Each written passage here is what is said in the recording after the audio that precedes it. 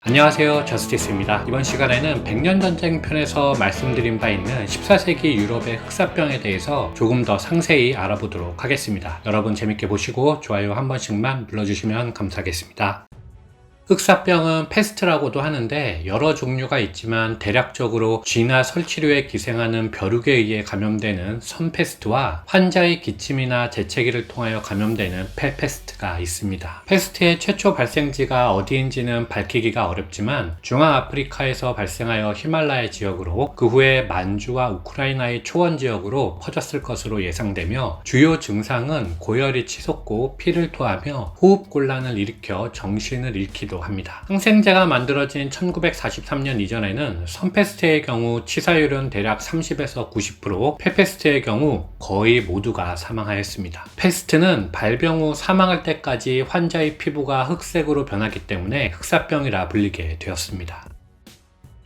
경제적으로 보면 9세기 말 이후 유럽은 노르만족이 대륙을 침범하여 수많은 나라들을 건설한 결과 토지를 매개로 한 주군과 봉신의 계약관계가 성립한 중세 봉건시대였습니다. 아울러 봉건제의 핵심인 장원제, 그 중에서도 특히 삼포제와 심경법을 통하여 농업 생산력이 급격히 발전하고 있었죠. 농업의 발전은 곧 인구 증가로 이어져 1000년경에 약 3천만 명이었던 유럽의 인구는 1340년경이 되면 약 7400만 명에 이르게 됩니다. 참고로 삼포제는 농지를 추경지, 춘경지, 휴경지로 나누어 토지 이용의 효율을 높이는 농법이고 심경법은 말을 이용하여 경운하는 것을 말합니다. 하지만 14세기가 되면 차츰 중세 온난기가 끝나면서 평균 기온이 하락하였는데 농업의 관점에서 볼 때 이것은 흉작을 의미했습니다. 소위 유럽 대기근의 시대라 부르는 이 시기에는 이미 많은 사람들이 굶어 죽기도 하였거니와 굶주림으로 인하여 대부분의 사람들의 면역력이 떨어져 있었기 때문에 흑사병은 더욱 치명적인 전염병이 되었죠. 아울러 정치적으로 보면 당시 서유럽은 프랑스가 백년전쟁에서 영국에게 유린당하던 시기로 영국의 프랑스 정복 욕심 역시 급격히 늘어난 인구를 발판으로 한 팽창 계획이었다고 볼 수 있습니다. 반면 동유럽에서는 오스만 제국이 출현하여 점차 세력을 넓히고 있었던 시기였죠. 게다가 13세기에 이미 몽골의 전사들이 유라시아 대륙을 정복해 드넓은 교역 체계를 만들어놨기 때문에 전염병이 발현할 경우 그것이 확산될 환경은 충분히 만들어진 상태였습니다.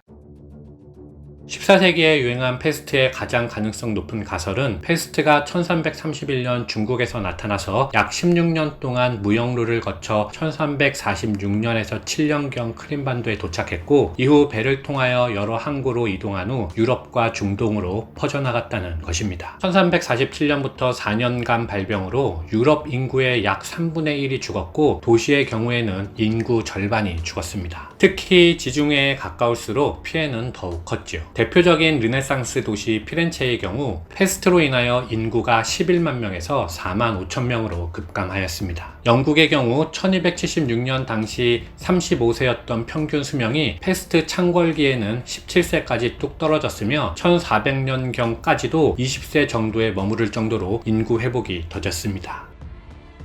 당시 사람들은 이 병이 왜 시작되었는지, 왜 그렇게 빠르게 퍼졌는지 알 길이 없었습니다. 원인을 모르니 병을 치료할 수단도 없었죠. 따라서 병의 원인을 하늘의 뜻으로 돌리면서 사람들은 광기와 미신에 사로잡히기도 하였습니다. 사람들은 전염병의 공포를 이겨내기 위하여 환자들을 격리하지 않은 채 성당에 함께 모여 미사를 드리며 피해를 늘리기도 하였고 흑사병의 원인이 유대인 때문이라는 소문도 돌면서 유럽 각지에서 유대인들이 학살되기도 하였습니다. 따라서 이때부터 서유럽 유대인들의 삶의 터전이 동유럽으로 이동하게 되지요. 물론 당시 사람들도 환자 격리와 검역을 진행하기도 하였습니다. 예를 들면 그들은 구약 성경을 참고하여 패스트 환자들을 나병 환자와 똑같이 취급하며 약 40일 동안 격리하기도 하였습니다.